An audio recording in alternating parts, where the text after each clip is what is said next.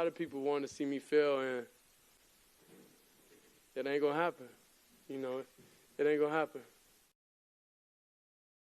Welcome to DMac SMaK. It is November 24th, 2025, and haters going to hate. Listen, the hate thing to me with Shedeur and the Sanders family is, I think is so bizarrely overplayed. But in Shedeur's case, he may have a point. We're brought to you by Journey Spice. You can go to our QR code and hit up Journey Spice for Thanksgiving right now. You can save yourself 10% using the code GetSpicy. It's an amazing gift for anyone. You got to understand, this is Andon and Rosa, just local business people who I love dearly. I sound like Garrett Bowles a little bit. It's organic. If you love food, you'll love Journey Spice. And say you take those mashed potatoes, you can put that savory garlic herb in it, on it, whatever you want. The Heartland rub on any side. The gravy, that would be a nice kick. And KC barbecue for the mac and cheese. And we'll get to Kansas City because you can't be scared. More from my friends at Journey Spice in just a second. But let's get to Shedeur and why he may get the rawest of all raw deals. Now, 11 of 20 for just a couple hundred yards, a touchdown, a pick, a quarterback rating under 10, QBR that is. The rating wasn't great. Listen, statistically, it wasn't the greatest game in the world. And yeah, the defense had 10 sacks, but you have to understand something. First of all, this is the first CU quarterback to start for an NFL team in forever, more than 20 years.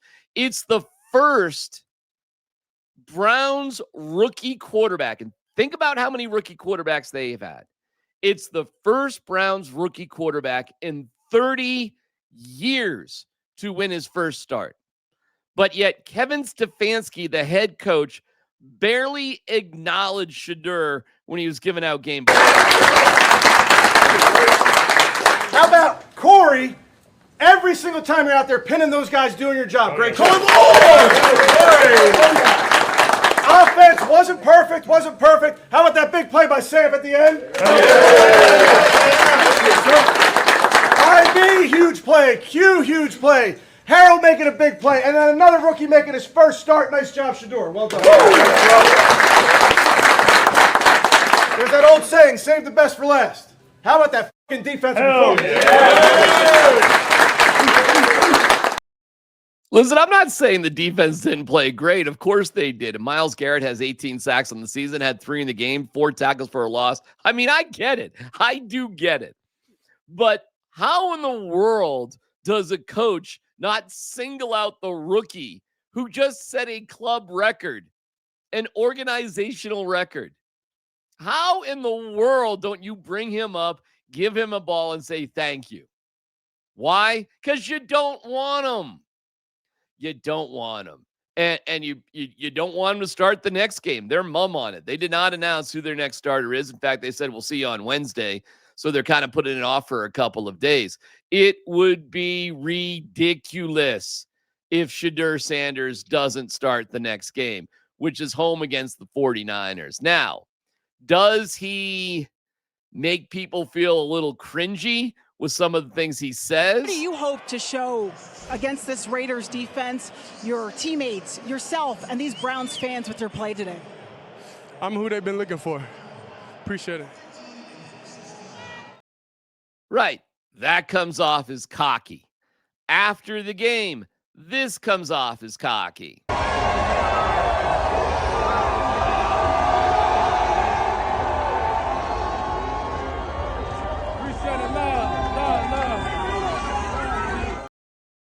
When the game is over, doing a post-game interview, this comes off as cocky. It's amazing, off of 1 week of practice, you know what I mean? This 1 week of practice. So imagine, what a full offseason look like. It get dangerous. But it's just a 1 week of practice, so I'm just truly thankful, that everything happened. Hey, man, I don't care. I love Shadur Sanders. I'm a Colorado guy. I'm a CU dad and an Arizona State dad. We'll get to that in a little bit. But he is about to get, I don't know, man. This is what happened with Tebow, okay? So I cannot predict that he's going to totally get rolled over. But you see how his coach feels about him. You get it. Hey, this guy. Hey, that guy. Hey, oh, and Shedeur is good too. But let's get to the most important thing, our defense. I mean, are you nuts? Are you nuts, Stefanski? What a moron. So good for Shedeur. Statistically, not incredible. But you know what? You won the game. You won the game. And yeah, your touchdown pass was a little screen that, turned into a big play. I don't care. In any NFL game, there are so many ways for a quarterback to lose the game for his team. And Shedeur won the game. And he should start against San Fran. And frankly, he should start for the rest of the year. I don't know whose Cheerios he peed in at some point to make people in the Cleveland organization not dig him, but give me a break. And you know what? It was a cool moment before the game to see Prime, out there loving on his son. I thought that was cool. Please go.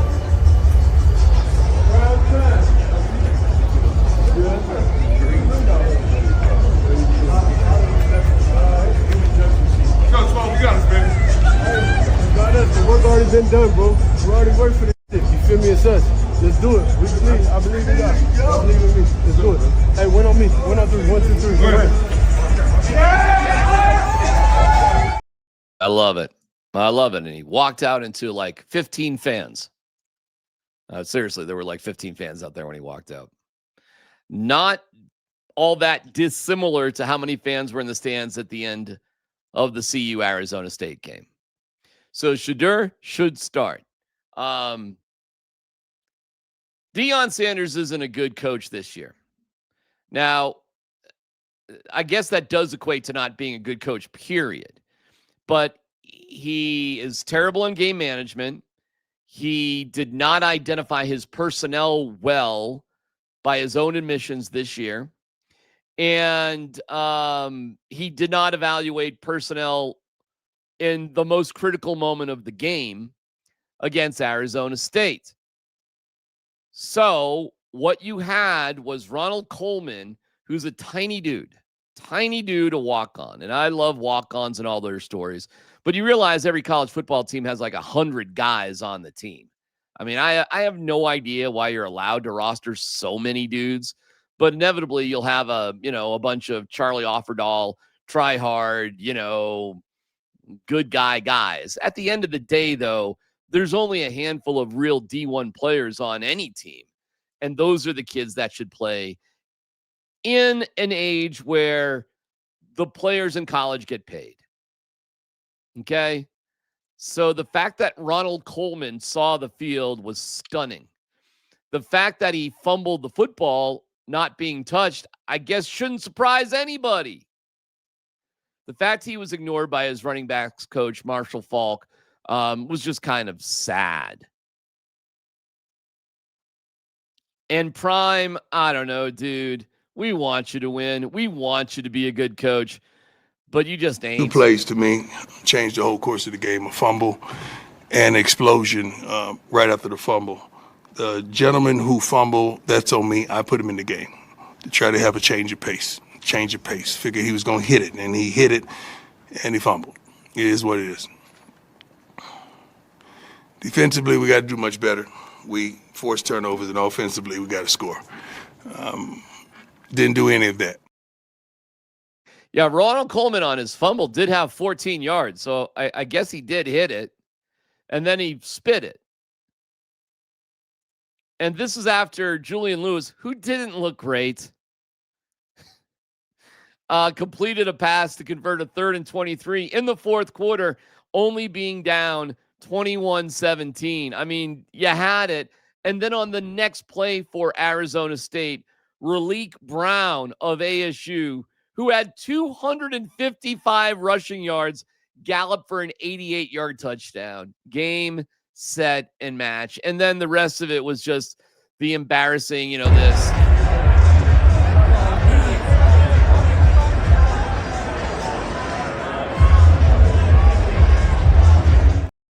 That's during the game. You have moments that this is the 5 minutes to go against Arizona State, 5 minutes to go against Arizona. I'm like at the eye doctor. Is it better here or here? Is it better here or here? Does it look better here or here? Which to you is better? What's the difference? And you say, hey, eye doc, there is no difference. You can't tell Arizona State from Arizona. You can't tell the difference. And this is the sad reality of losing to Arizona State 42-17 in a game that was pretty close. But you put in Ronald Coleman. Who? Why? Well, tonight, you mentioned change of pace, but what was it you've been seeing out of Ronald Coleman that you thought this is the time to get him? They're explosive. I mean, even the play he was in, he hit it. He hit it. He was free. Nobody touched him. He hit it. He did what we thought he would. Yeah, he did what you thought he would do. He hit it 14 yards, and then he gave up the ball. Meanwhile, Prime is saying that change is already happening. And, Pat Shurmur, who I saw after the game, boy, did he look depressed. Oh, my God. Because, there's a lot when it comes to moving. Prime said change is already happening. I can't really disclose that where you start, but the process has already started. Got it. Thank you. Here's the best tackle of the game. This thing gone. Perfect timing. Take him out by the knees.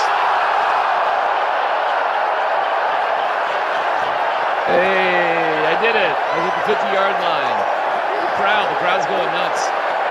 Yeah, perfect timing. Ups, yeah, go. And he's given the 6-7. He's given the 6-7 to the Arizona State bench. He's giving him the 6-7. I had a great time. It was fun to see my older son, who's an ASU guy, him and his buddies having a blast, tailgating, winning with Jeff Sims, who sucks. And they have a huge game against Arizona. They're not getting much help in terms of the Big 12 championship, since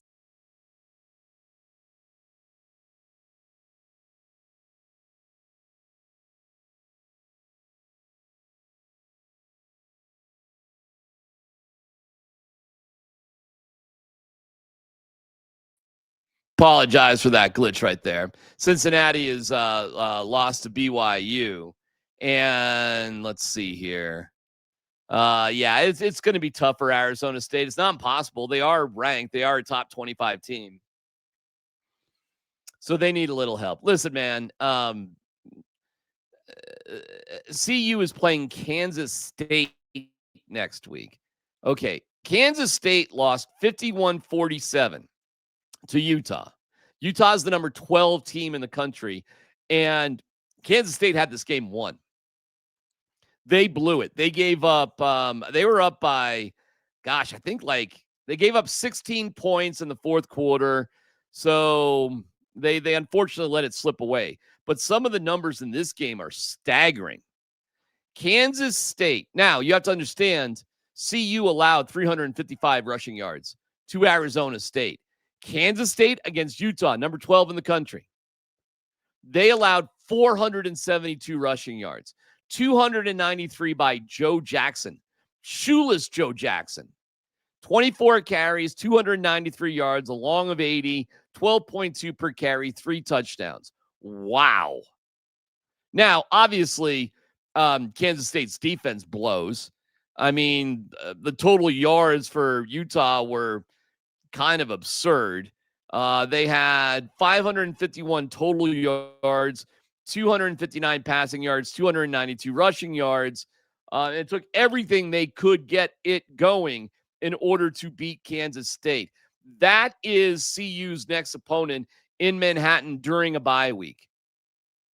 And to let you know, I mean, it's a weird deal. Like, Kansas State can still make a bowl game. Here's the Kansas State head coach after the game.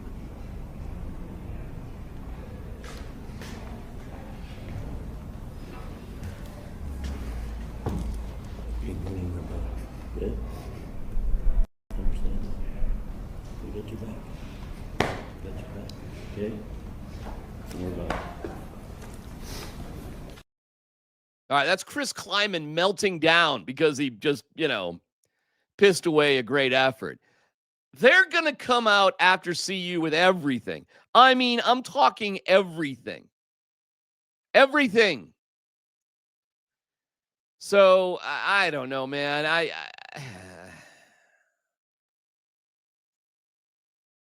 CU's probably going to get clobbered again. You're probably going to finish with a 3-9 record. I mean, it's slightly better than when you took over. If you want to play that card.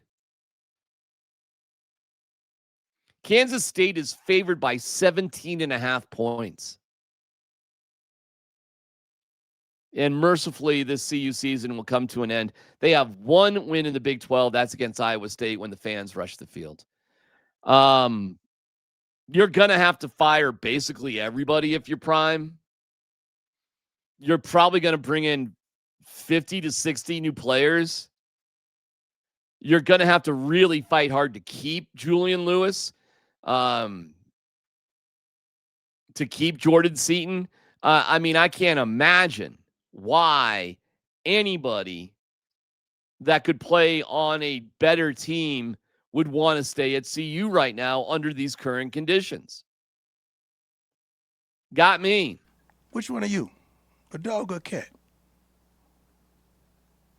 Exactly. Let's go. Yeah, well, Kansas State, we'll see.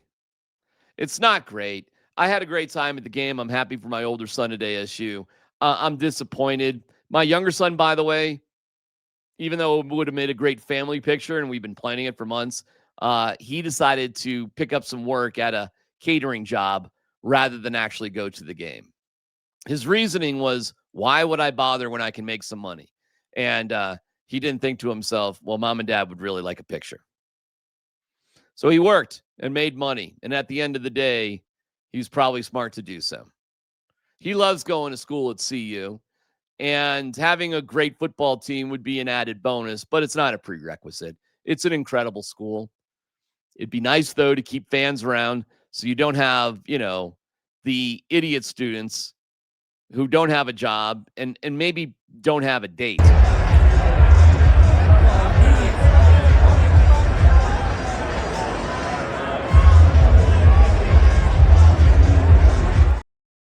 We'll get to the Avs and the Nuggets. Some good news, some bad news on both fronts in a second. There's a world of flavor out there, and to find it, you have to take the journey.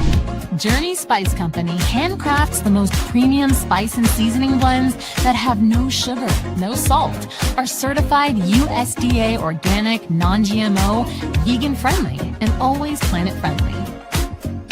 You are going to love serving amazingly delicious creations while knowing you helped reduce single-use plastics. Make sure to search for Journey Spice Company on Amazon today. Journey Spice, use the code Get Spicy and save yourself 10%. Holiday meals, Thanksgiving, it's really not too late. You got to get to it. Step to it and get with my great friends at Journey Spice. Moving on to the Nuggets, who won a great game in Houston on Friday night, only to drop a game to the pathetic Sacramento Kings, 128-123 on Saturday. The Kings had lost 8 games in a row and were 3-13 going into the matchup. So this was disappointing, obviously, to lose this one. Nuggets are going to be in Memphis tonight. Their schedule is crazy. Then they have a few days off, which is nice, for basically what amounts to a Thanksgiving break. We'll get to the Avs in just a second. Better news to share there. But at 12-4, the Nuggets, on the surface, you think, hey, they're doing all right. At 12-4, they're tied with the Lakers for second place. They lose some sort of tiebreaker, but they're already 4 games behind Oklahoma City, who's 17-1. And yeah, it gets you a little bit when Nikola Jokic, who again is, unbelievable. Like, when is Nikola Jokic not unbelievable? And he does not suffer on the back ends of back-to-backs. And playing back-to-backs is just a fact of life. Jokic with 44 points in 37 minutes, 13 rebounds and 7 assists, plus 2. Spencer Jones, who is starting was minus 18, and, he's there for defense, and you're minus 18, not great. This is all in light of some sad news that Aaron Gordon is going to be out 4 to 6 weeks. So you are down 2 starters for the next month and a half with CB and AG out. Not great. Not great. So we'll see what you get. So when you do have a winnable game, and, I understand how good Westbrook was, and he was fantastic. His 21 points in 30 minutes was good enough. I mean, it's not sensational, though. I mean, it's okay. It's okay. But here's Nikola Jokic with a dose of reality to where the Nuggets are right now. I think the 12 and 4 are just, it's not a real picture. I think we are not that good. I think we need to be much better if we want to do something big. Yes, we play better, we look better, but I think we need to do on consistently every night, every possession. Even if you make a mistake, but do a correctly mistake from our system, what we want to do, make a mistake. Don't make a mistake. Oh, I'm just gonna do something, So I think we need to be much better. I think we need to be scared, not scared. We need to have a sense of urgency of rebounds, sense of urgency of being on the right place, confident shooting the ball. If you often just shoot it. So I think 12 and 4 is just. I'm not gonna say it's a real picture, but we can definitely be better, and we must be better if we want to do something. Okay, well, for Nikola Jokic, that's a big piece of honesty. Despite the record, they're not playing the way they want to be or should be or need to be in order to win a championship, according to the best player on earth. Whether or not he's recognized in a steam room with Vic Lombardi on the road, doesn't matter. That's the truth. So you got to let that settle in a little bit and take it to heart. They play Memphis tonight. And we'll have that game on 92.5, pregame at 5:30, and tip at 6 p.m.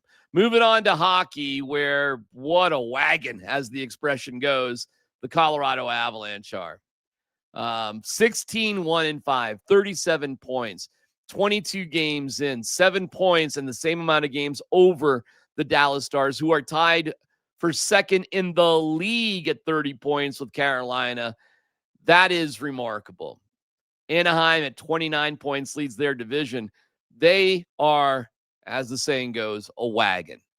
They got shutouts from Blackwood on Saturday afternoon and then Wedgwood on Sunday in Nashville and then in Chicago. In Nashville, Brett Burns scored with 15 seconds passed in the game, and then they couldn't really do anything until they threw in a couple of empty netters. Cale Makar got a beautiful goal off a Nielsen shot as the Avs continue to rotate guys into their lineup. And you see Nielsen and you see Bartikov and you see Taylor Makar. And I mean, this is on top of all the stars that are playing. And when you get contributions from these guys, Gavin Brindley stands out, but now he's dealing with some injury. And to think that you're going to get Logan O'Connor and Kivi Ranta and Nichushkin, these guys will be coming back at some point. My God, what is going on here?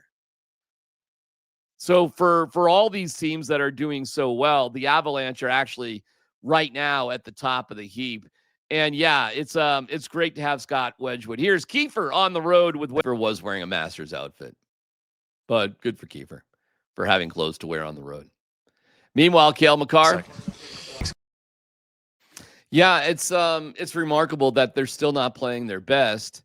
And Bedsy sums it up.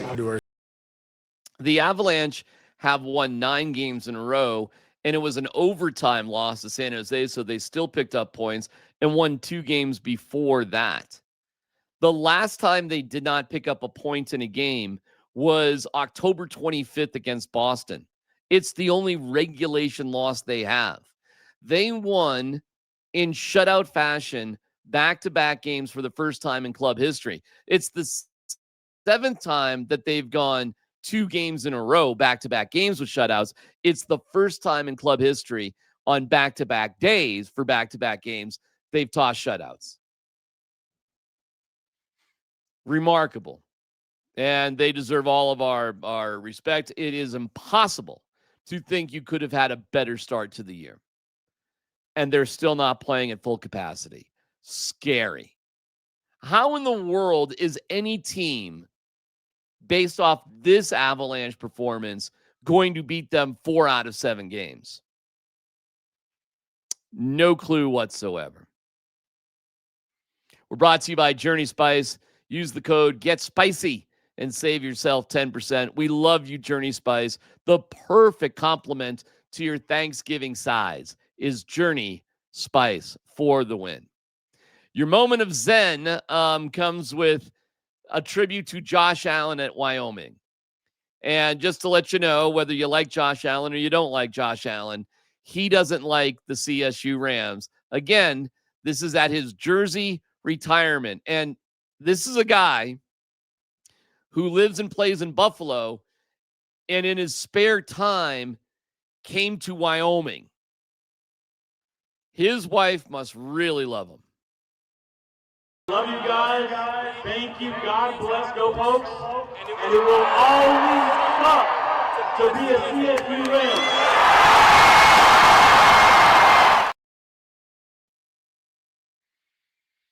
Okay. I mean, I'm a Colorado guy, so I can't really support that. Although I do love Josh Allen.